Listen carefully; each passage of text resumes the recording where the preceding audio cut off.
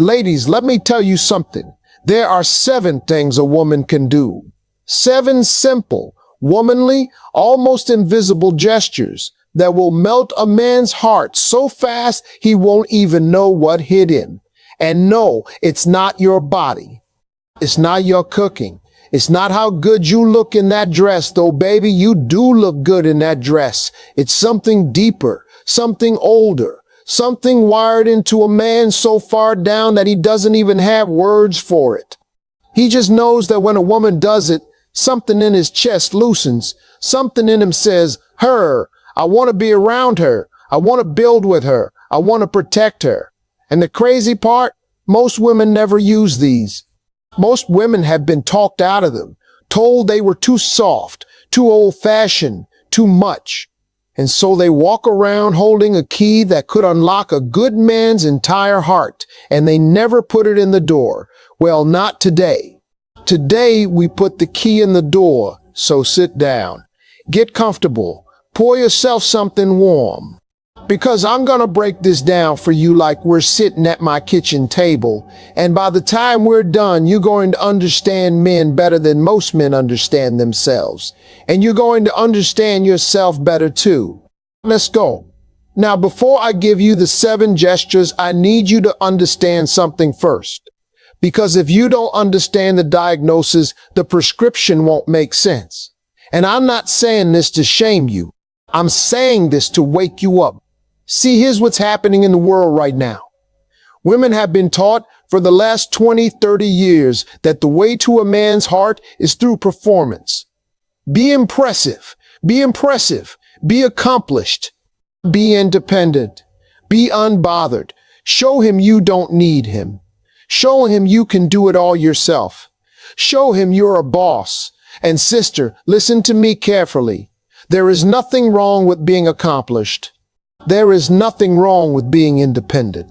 There is nothing wrong with being a boss. I raise daughters. I want my daughters to have every degree, every dollar, every door open to them. But here's the brutal truth nobody wants to say out loud. A man does not fall in love with your resume. He does not melt for your LinkedIn profile. He does not lay awake at night thinking about your salary. A man falls in love with how he feels when he's around you. That's it. That's the whole game. And most women have never been taught what actually makes a man feel something. They've been taught what makes a man notice them. But noticing is not melting. Noticing lasts 3 seconds. Melting lasts a lifetime. Let me break down what's really happening inside his mind, because this is the part they don't teach you. A man, a real man, a grown man, a man with something to offer, walks through this world armored up every single day. He wakes up and the world tells him he is only as good as what he produces. His job, his paycheck, his ability to fix, to provide, to solve, to carry. Nobody asks a man how he feels at the job site.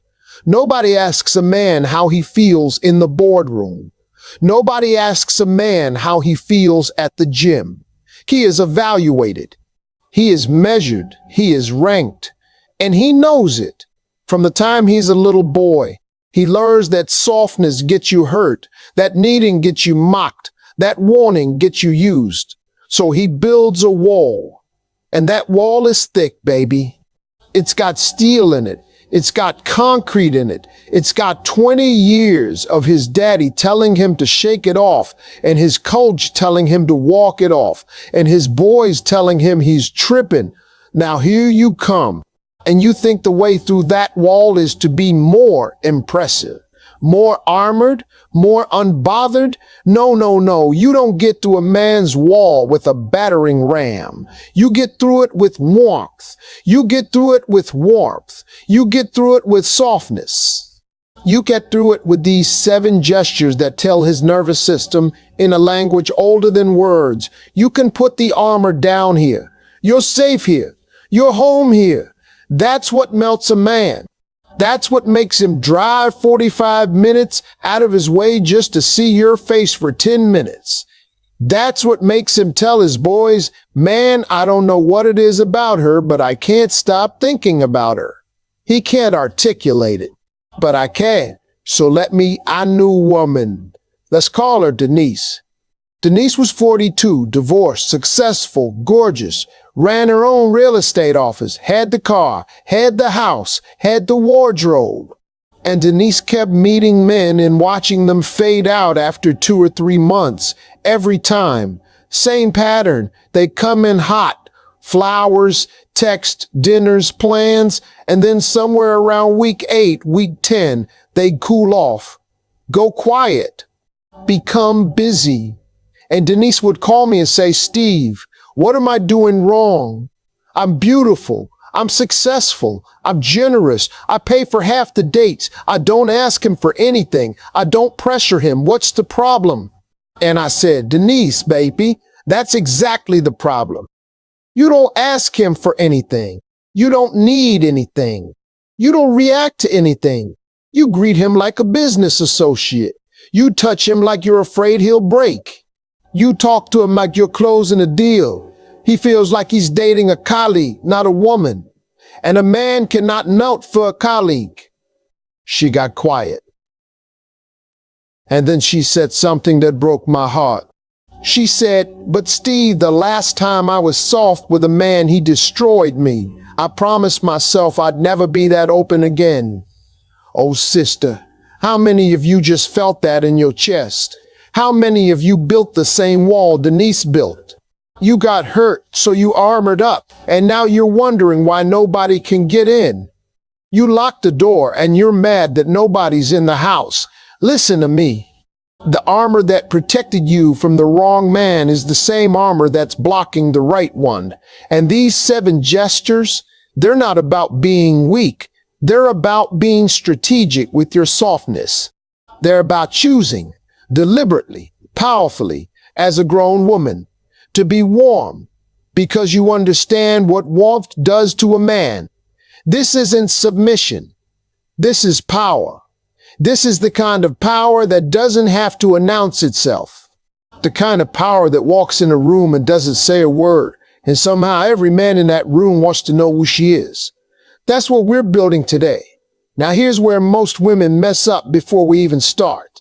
They hear 7 gestures that melt a man's heart, and they immediately think it's about manipulation, tricks, games. And let me stop you right there, because I don't teach games. Games get you a boy. Games get you attention. Games get you a situationship that drags on for 2 years and ends with you crying in your car in a Target parking lot.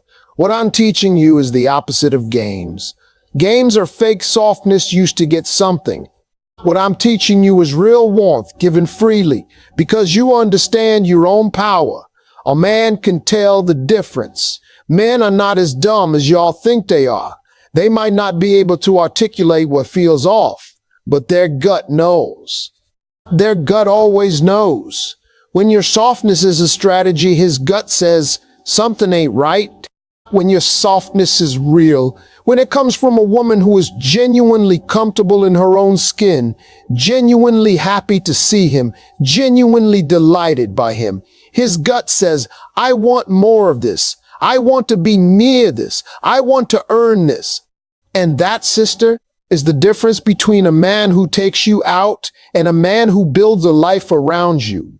One of them is entertaining you. The other one is choosing you. You want to be chosen. So let's talk about how. Gesture 1. The way you greet him. Ladies, this one is so simple you're going to want to skip past it. Don't. Do not skip past this. This is the foundation of everything. The way you greet a man when you see him, whether it's been 8 hours or 8 days, sets the emotional temperature of the entire interaction. And most women are greeting their men like they're checking them into a dentist appointment. Hey, that's it. That's the greeting. Hey, flat, distracted. Half looking at the phone, half looking at the stove, half looking at the TV. And then y'all wonder why he comes home and goes straight to the garage. Why he sits in the driveway for 20 minutes before he comes in. Why he seems more excited to see the dog than to see you. It's because the dog greets him like he matters. The dog loses its mind when he walks in the door. The dog acts like his arrival is the best thing that happened all day. And you gave him a hey and a half smile and went back to whatever you were doing. Now I know what you're about to say. Steve, I've been with this man for 11 years. I can't act like a golden retriever every time he walks in the door. And you're right. I'm not asking you to be a golden retriever. I'm asking you to be a woman who makes a man feel like coming home to her is an event, not a routine. An event. There's a difference. A routine is, hey, dinner's in the oven. An event is you stop what you're doing. You look at him. You let your whole face light up. You say, there he is. Or, hey, you, with warmth in it, with a little smile that says you're genuinely glad he exists. 15 seconds. That's all it takes. 15 seconds of letting a man feel like his presence on this planet, in this house, in your life, is a good thing. Let me tell you what happens inside a man when you greet him like that. See, men are wired to scan for their standing. Everywhere a man goes all day long, he's unconsciously scanning. Am I respected here? Am I wanted here? Am I winning here? Am I winning here? At work, the answer is usually maybe if your numbers are good. With his boys, the answer is yeah, but don't get soft about it. With the world, the answer is prove it. And then he walks through your door. And in that first 10 seconds, his nervous system gets its answer about the most important place in his life. If you greet him flat, his nervous system says, this is just another place I have to perform, and he'll stay armored. He'll sit on that couch armored. He'll eat dinner armored. He'll lay next to you in bed armored. But if you greet him warm, if you look up and your face changes and your voice softens and you say his name like it's good news, his nervous system says, I can put it down here. The armor can come off here. And baby, when a man's armor comes off around you, that's when his heart comes out. That's when he starts telling you things he's never told anybody. That's when he starts doing things for you he never planned to do. That's when he starts thinking about rings and houses and forever. Not because you asked, because you greeted him like he mattered, and nobody else in his whole life does that. I knew a woman, let's call her Tasha. Tasha was dating a good man, a solid man, construction manager, worked long hours, treated her well, but she told me the relationship felt flat. She said, Steve, there's no spark anymore. He comes over, we eat, we watch TV, he leaves or he stays, and it's fine, but it's fine. I want more than fine. I asked her, when he walks in the door, what do you do? She said, I say, hey. I said, from where? She said, from the kitchen usually, or the couch. I said, do you get up? She said, no. I said, do you look at him? She said, I glance at him. I said, Tasha, try something for me. For the next 2 weeks, every time that man walks in your door, I want you to stop what you're doing. Put the phone down, put the spoon down, put the remote down, walk over to him, look him in the eye, smile like you mean it, and say, hey, baby, I'm glad you're here. Then go back to whatever you were doing. That's all. 2 weeks. She thought I was oversimplifying. She thought her flat relationship needed couples therapy and a vacation and a long conversation about the future. She called me 9 days later. She said, Steve, what is happening? I said, tell me. She said, he's different. He's talking more. He's touching me more. Last night he just grabbed me and hugged me in the kitchen for no reason. He brought me coffee this morning. He fixed the thing in my bathroom I've been asking about for 6 months. What did you do? I said. I didn't do anything. You did. You made that man feel like coming to your house was the best part of his day. And a man will move heaven and earth to protect the place where he feels like a king. That's not manipulation. That's not a trick. That's just understanding that a man is a living, feeling creature who is starving for the feeling of being genuinely welcomed by a woman he cares about. And almost no woman gives it to him. The bar is on the floor, ladies. The bar is on the floor, and you can step right over it and be the most magnetic woman he's ever met just by how you say hello. Now, here's the mistake women make with this. They do it once. They do it for 3 days. It feels awkward. He doesn't immediately propose, and they quit. It didn't work. Sister, you are rewiring years of flat greetings. You are teaching his nervous system a new pattern, and his nervous system is suspicious at first. It has to be, because the last thing a man's gut trusts is sudden change. So for the first week, he might not respond much. He might even act a little confused. He'd go it. Because what's happening underneath is that every warm greeting is making a deposit. Every time you look up and light up, you're putting money in an account. And one day, and it usually doesn't take long, that account hits a threshold, and he starts making withdrawals in the form of affection, attention, effort, and devotion. And you'll be sitting there thinking, where did this man come from? He was there the whole time. You just finally gave him a door to walk through. So greet him like he matters, not like a golden retriever.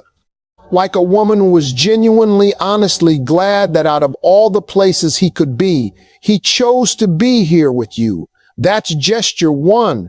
Gesture two. Casual, unplanned, no agenda touch. Now, this one is going to surprise some of you because when I say touch, a lot of women immediately think I'm talking about the bedroom. I'm not. That kind of touch is important, but that's not what melts a man. What melts a man is the touch that means nothing except I like you. The hand on his shoulder when you walk past him. The fingers through his hair when he's driving. The palm flat on his chest when you're standing close. The squeeze of his arm when he says something funny. The touch on his back when you move behind him in the kitchen. Little touches. 2-second touches. Touches that aren't going anywhere. Aren't asking for anything. Aren't starting anything. Touches that just say, you're mine. And I like that you're mine. Most women stop doing this. Somewhere between year 1 and year 3, the casual touch dies. And it doesn't die because of him. It dies because of her. She gets busy. She gets comfortable. She gets annoyed. She starts associating touch with obligation, so she stops touching unless she means it in that way. And the man notices. Oh, he notices. He might not say anything. Men almost never say anything, but he feels the absence of your hands like a draft in a house. Something's colder in here. Something's missing. And he can't name it, so he just gets quieter, gets more distant, spends more time in the garage or on his phone or at work. And you think he's pulling away from you. Baby, he's not pulling away from you. He's starving in a house where nobody touches him anymore. Here's the psychology. Men are touched less than any other group of human beings on this planet. Little boys stop getting hugged around age 9 or 10. After that, the only touch most men get is competitive. Sports, fighting, roughhousing, or sexual. That's it. That's the whole menu. Nobody touches a man just to be kind. Nobody touches a man just to say, I'm here. His coworkers don't touch him. His friends don't touch him. Not like that, not warm. His mama might, if he's lucky. But in his day-to-day adult life, a man can go weeks.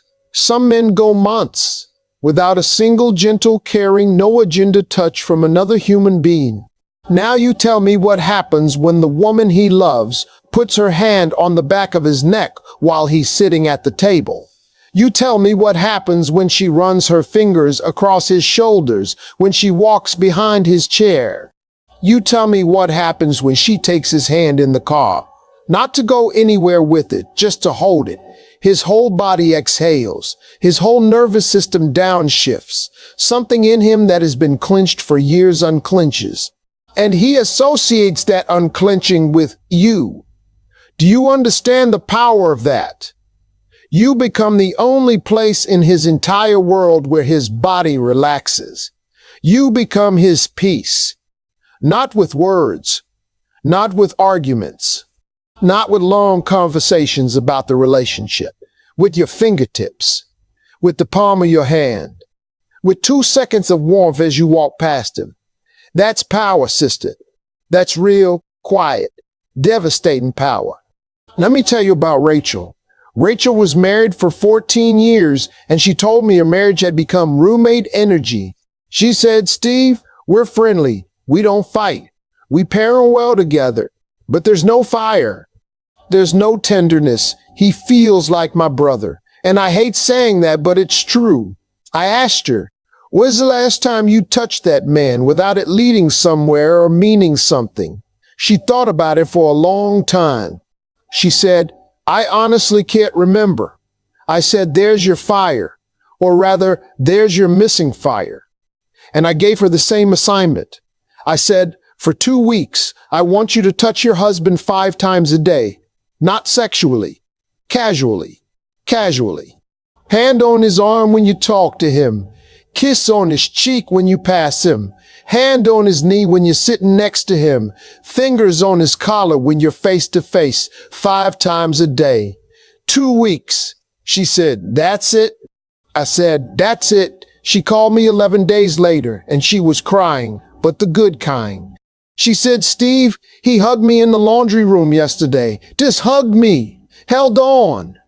And then he said, I miss this.